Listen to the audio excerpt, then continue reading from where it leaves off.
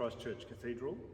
I'm Paul Bevan, and this is a reconstruction of something that is from the distant past, where David Banney and I would get together on the radio every Thursday afternoon and discuss the joys, the ins, the outs, the emotion of various kinds of music. Since those days, we get together every so often to talk about what Christ Church Camerata is up to. Both of us are involved to different degrees in Christ Church Camerata, a string ensemble that performs here in Christ Church Cathedral 4 times a year, and we've got a concert coming up on Sunday, which is, fascinatingly, a kind of a 10th anniversary affair. Can you tell us how the anniversary comes around, Dave? Yes, well, people often ask us, how do you choose a program? And we generally start by choosing a soloist, and one of our favourite soloists is Chris Allan, a very well-known musician in Newcastle, conductor of the University Choir, did a great concert here on Sunday. And 10 years ago we released a CD. CDs are also a thing of the distant past. Remember CDs? It's now I remember a box of them I've just put in the bin. Exactly. But it's actually the same CD is now still available on streaming platforms. In fact, we've even got some CDs in the cupboard, but a CD called Serenade for Strings.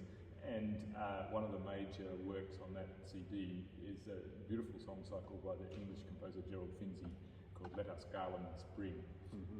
And these are just exquisite English songs from the middle of the 20th century, settings of Shakespeare poems, and Chris was the soloist in that recording. And so we haven't performed them since. And so we asked Chris, would you like to do a concert with us? And he said, definitely. What are we going to sing? And I said, how about we do the Finzi songs again, which are just so beautiful. Yeah.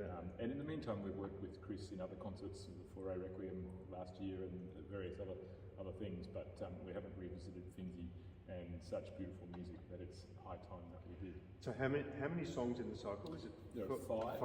Five songs. Yes. But he's not only doing those Finzi songs. No, that's right. They're a substantial set of songs, but I said, look, Chris, if you wanted to, we could add a couple of other things. What should we do? And we came up with the idea of arranging some Schubert songs. Schubert wrote hundreds of songs, I think even more than the Beatles. And all his songs are written with the accompaniment of the piano. And there is a bit of a trend in some places to arrange the piano parts for various other ensembles. Yes, is it Schubert's song cycle Winterreise that I think has been arranged, at least for a little wind ensemble and singer, which is, you can also get that on the streaming platforms, but they work so well in these different forms. Beautiful, absolutely. And so we've picked 2 of these wonderful songs. The first, a short one, Heidenröslein, which is a very simple melody but beautiful. It's so simple that, in fact, it's often even sung. There's a hymn tune, used as a hymn tune with How's that go?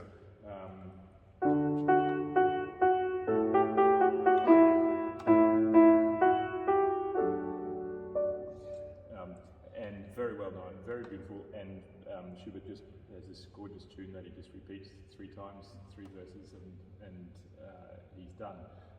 But then one of the great masterpieces of all songwriting, and this is a song called The Erlkönig, which is a different matter entirely. And so this is a very dark and powerful story of the Erlkönig. Is this mythical creature who there's a father riding through the woods trying to get his dying child to safety, and then this mythical creature who comes from the underworld to take children as they're dying is vying for the life of this child.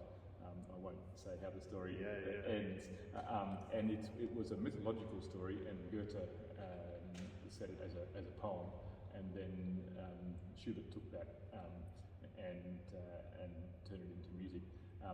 One of the things that is nice in this arrangement is the piano part that Schubert wrote is one of the most difficult piano Off you parts go. ever. Well, I can sort of give it a little bit of an idea that if this is the main tune,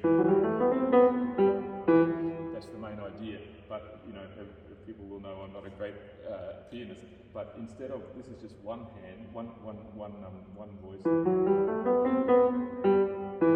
imagine Schubert wants that to be done in octaves on the piano. So which means normally I can just play a scale with here. So while he's doing that in one hand, in the other hand he's non-stop for 5 minutes. Talk about tension. Absolute tension, and I won't even try to do that.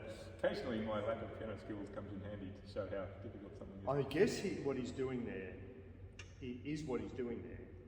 You've got the father and the child on the horse and the Earl King, so you've got three characters, the horse as well, if you like. So you've got to have, is there galloping?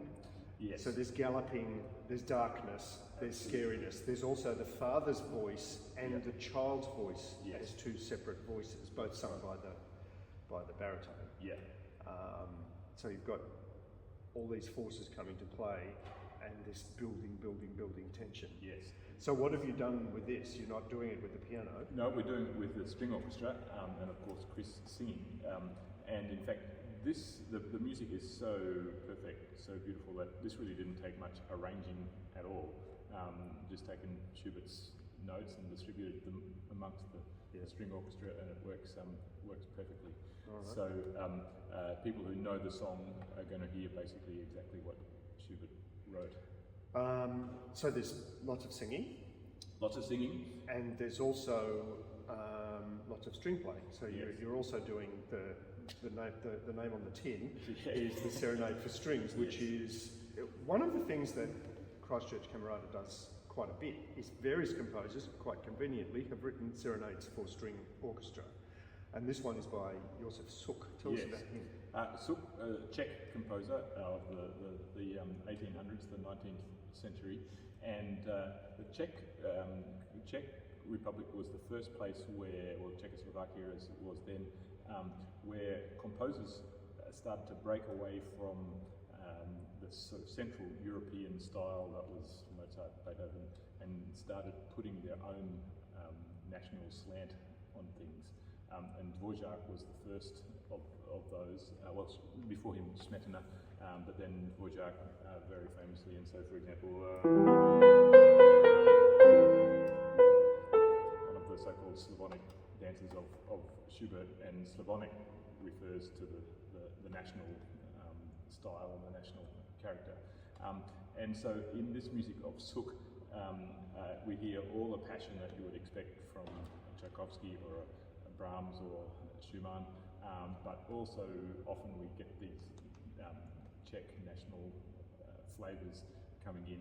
And so, for example, in the second movement, which is a dance, and this is a piece in 4 movements, and always there's a dance in these kinds of things. And the main melody of this dance is this falling, and it's just like little drops of rain.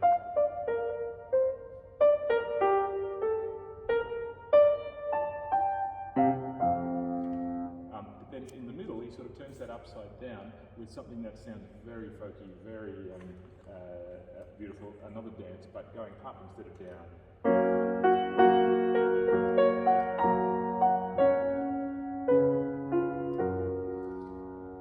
And it's hard to imagine Beethoven writing that. You know, it definitely comes from this wonderful folk culture of singing and dancing. So that's the second movement. The third movement is just sublime, has this gorgeous melody which starts, we have 4 cellists in the Camerata, and it starts with breaking those 4 cellists into 3 groups. 3 and a 4 doesn't quite go, but Gavin Clark, our principal cellist, plays this beautiful melody while the other 3 share the other 2 parts with them. And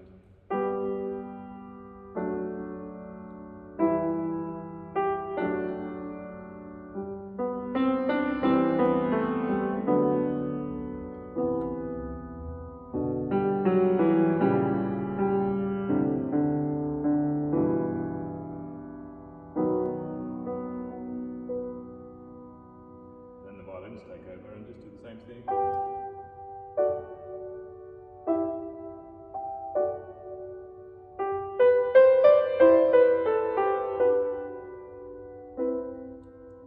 Etc. And on it goes. Beautiful. Very, very beautiful.